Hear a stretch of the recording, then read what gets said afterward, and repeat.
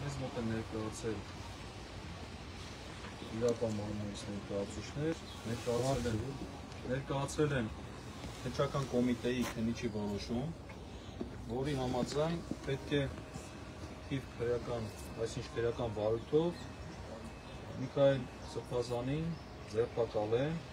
կալանավորման ներկայացնելու նպատակով։ Այս քրեական գործը ըստ նյութի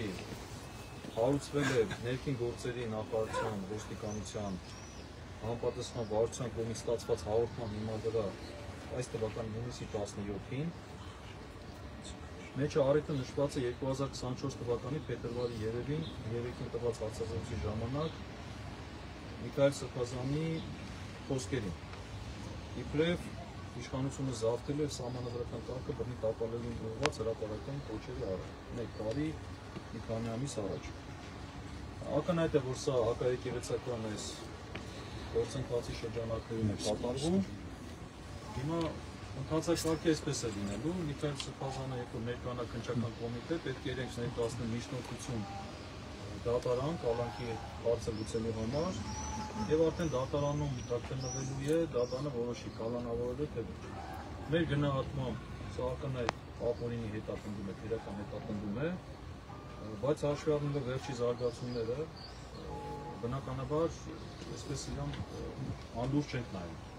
Ուզում եմ տեղեկացնել, որ Միքայել Սրբազանի համար փաստաբանական խումբ է ձևավորված,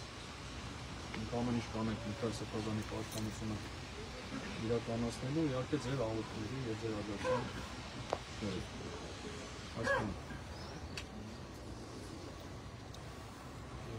Ոնց տանել։ Եթե տանել են մեզ բոլորից ծոտ տանել։ Որտեղ Միքայել Սրբազանը Սրբազան մի գնացեք, բոլորից զորով փորձեն տանել։